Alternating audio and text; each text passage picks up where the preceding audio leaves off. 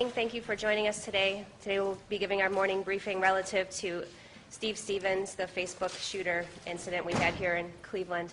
Speaking this morning will be Mayor Frank Jackson, Chief Calvin Williams, and also joining us, Stephen Anthony, the Special Agent in charge of the Cleveland office of the FBI, Eric Fry, who is the Resident Agent in charge of the ATF here in Cleveland, and Pete Elliott, the U.S. Marshal. Mayor? Well, you know, this is the third day since the tragedy involving Steve Stevens and on Easter Sunday. And I want to start off by really thanking the Godwin family.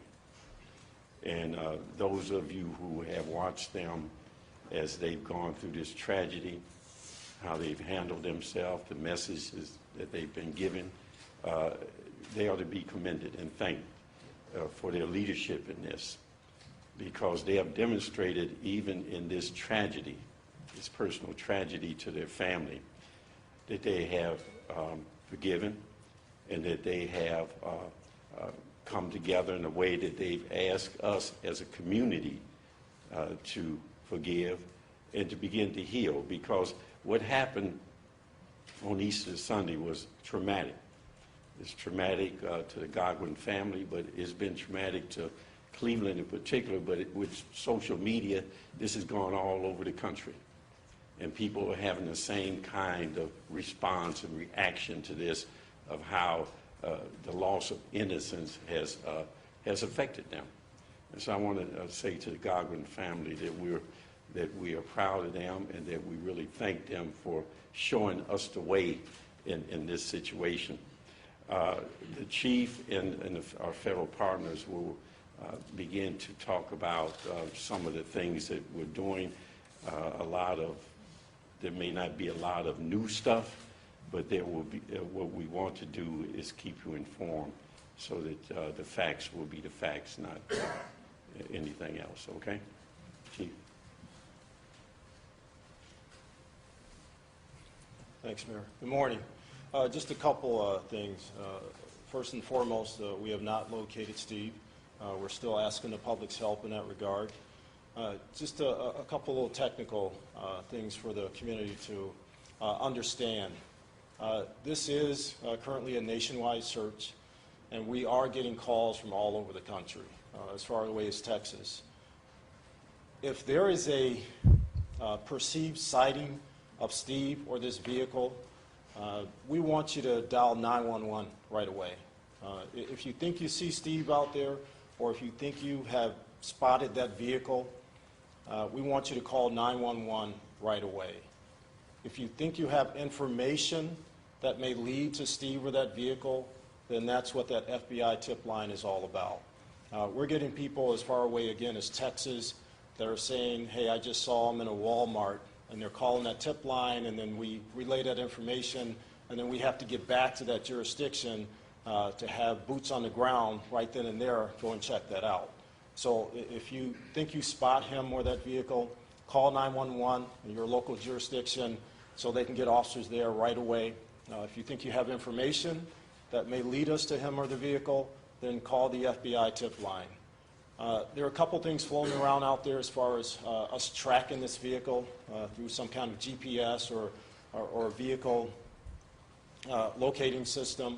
That vehicle is not equipped with any of those systems. Of course, that's the first thing that we looked at from the dealership aspect, and also from Ford Motor Company itself.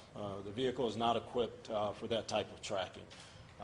But again, we're still asking the public's help in locating Steve.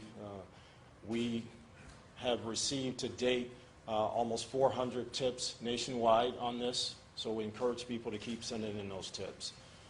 With that, I'm going to quickly turn it over to Steve Anthony from the FBI. Thanks, Chief. Just a quick follow-up. I mean, can't overemphasize that point enough. Look, at someone out there with 100 years plus of experience to the U.S. Marshals, FBI, and many other state, local, and federal agencies have told us that someone out there has a key piece of information that can help us resolve this matter. They just might not know it. So when in doubt, they have to make the call, as the chief just said. 911, 1-800-CALL-FBI. We don't care. Call someone and let law enforcement come in and follow up on that. As you know, we have a $50,000 reward out there that was announced yesterday by the mayor. Of course, that is still out there. We have issued the U.S. Marshals and the FBI an unlawful flight to avoid prosecution warrant based upon the underlying murder warrant filed by the city of Cleveland.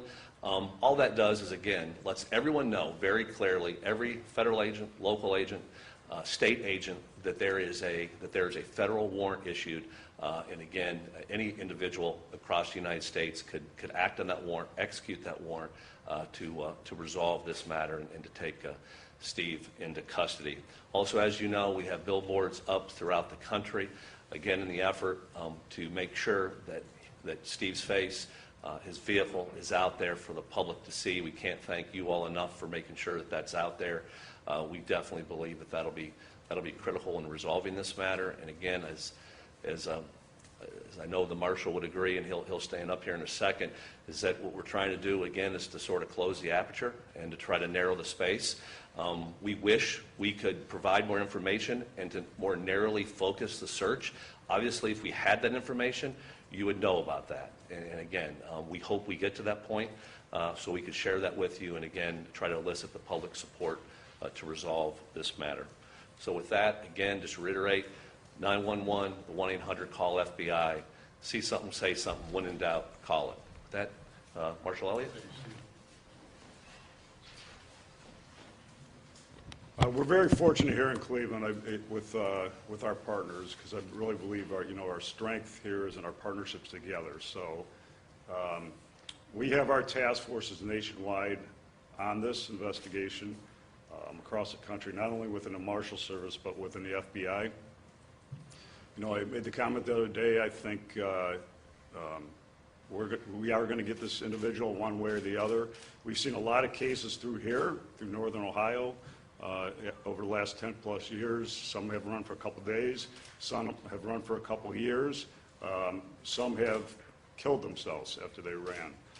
So at the end of the day, we're going to use all our resources, put everything together, not only locally but nationally, and follow up on every single lead, no matter where it takes us, within this country or other countries. So I'm very proud of all our partners here on both sides, and again, I'm very optimistic that we're going to bring closure to this. Thank you. If I may add one more thing, over the last few days, we've been talking to a lot of the clergy in regards to this, and they've asked us to communicate to Steve Stevens that they are available to him if he needs their help. In particular, one of the people, pastors that he had been talking to, Pastor Vernon, he had been talking to him early on, I think even before the incident occurred. And so the clergy wanted me to mention that they are available for him if he, in fact, needs their counseling or feels that they could be of assistance to him in turning himself in. All right. Chief Williams, has the investigation stalled, or given so much exposure, why aren't we seeing more developments faster? No, I don't think the investigation is stalled. Like the marshal says, these things can take 2 days, they can take 2 weeks, they can take 2 years. It depends on the individual that's out there. It depends on their mindset and what they're planning on doing. And like I stated yesterday, it depends on if they're getting assistance or not. When people go on the run like this, at some point in time, they need help. And we're telling people, the only assistance in this case is to call us and let us know where this person is so that we can resolve this. Chief, when was the last time anybody's had any communication with him? Can you pinpoint that time frame for us? As far as we can tell, it was the day of the actual incident. Are you sure that he's still alive? We're not sure, no. Can I ask Agent Anthony, has he been added to the FBI's most wanted list? Yeah, that's been reported. That's not accurate. He is, an extremely wanted fugitive by the U.S. Marshals and the FBI, but he's not technically on the top 10 list. On the top 10, but you have some level below that, just called most wanted? Mr. Stevens, Steve is a most wanted. And He's what a- is it, does that trigger something in the FBI? Does it change anything, or the, you know, about the search? He has been, Steve has been the hugest priority of everyone up here from day one. So nothing has that changed, sir. I mean, the emphasis, the priority to resolve this matter could not be at the higher level. Just rest assured, law enforcement is not holding any tools in its tool bag. We're playing everyone out. We're using everything we have. But of course, in this circumstances, as the marshal and others have said, we need the public's help. But again, we're using every tool in our tool bag. Rest assured we're doing that. But again, the fact that he is not a top 10 or a marshal's top 15 doesn't change any of the fact that he is a wanted fugitive. And again, this information is getting out across the country and quite frankly, across the world. Do you think he could For be us in outside the Northern United Ohio, States? he's our highest priority at the end of the day, so. Does your experience tell you anything about how this plays out? I mean, he's been, you know, on the lam, as it were, for a couple of days now.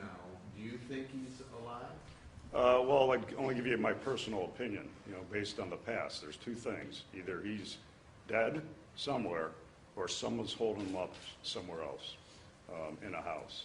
So we've seen a little bit of both, again, over the years. This isn't our first rodeo. We've seen a little bit of everything. So we're not going to get into some of the investigative things that we have knowledge of, but rest assured, we are following up on every single lead. We've brought in tons of manpower, not only locally, but nationally. We have pretty much everybody working on this investigation in this case. So again, I'm very confident and optimistic that we'll bring closure here. Pete, do you think he could be outside the United States? You ask me? Anything's possible. Anything is possible. So again, we'd be giving personal opinions on that. So anything's possible. But is the border police involved in this? Yes, too? yes. Yeah. We've, rest assured, we've taken all precautions to make sure we do everything we can to ensure that he does not leave the country. But again, as Marshal Elliott said, again, anything's possible. We believe we've collectively done what we can to mitigate that, and of course, they're involved. Again, there's not a federal agency in the United States that is not involved in some way, including our partners over here with the ATF, which we haven't mentioned. Again, the Secret Service, everyone is aware of this case, is focused on it, and is willing to chip in any way possible to, again, to support Chief Williams and his department. And have there been any hits on his license plate with any of the license plate readers that are state? Not that we're aware of. Are you guys now comfortable that the statements he made about killing other people were untrue? Go ahead, Chief. I mean, to date, we haven't discovered any more victims, so to date, right now, I can tell you we're confident that there are no more victims, but we still continue to search. I mean, we get, like I say, we had close to 400 tips come in, and a lot of those are sightings or purported sightings of either him or the vehicle, but some talk to victims and locations and things like that, and we take all these seriously, and we follow up on every tip that comes in. Chief, what about the video? He had multiple cell phones. You could see he was posting with one and then videotaping another. Do you know how many cell phones he had, and is that complicating things for you guys? No, it's not really complicating things, but we have knowledge of the devices that he has, and they're a part of the investigation. You don't know Yes. how many cell phones there were? We can't really put that out there, but Can you just we talk are about that a bit? You're knowledgeable. talking about GPS. I think the general public has a misunderstanding of how easy this should be. He's got a cell phone, he should be able to track a cell phone. Well, again, you know, we don't want to get too far into the investigation because there are a lot of things that happen in this case that happen in other cases. But we are using every investigative tool at our disposal, from the federal level on down, to bring closure to this case. Can you share a little bit about your working relationship with Facebook, the legality of that, and do you think it would be wise if they let this account open, maybe get a print off of that, maybe Last find a question. post from somewhere else? Well, we have a good relationship with all of our social media businesses out there. Facebook was responsive. They did what they had to do within their protocols. Okay, as we close, I just wanted to remind you guys that we'll be doing these briefings as long as it seems to be a benefit And from a public safety standpoint, for people out there who are sharing information on social media, just to make sure that you're sharing information that's accurate. You know, rumors can be spread, as we see in many instances, very quickly. You know, don't continue to share the video, certainly, of the criminal act, because that just hurts the family. Go to credible sources that are vetted and share that information. Thank you.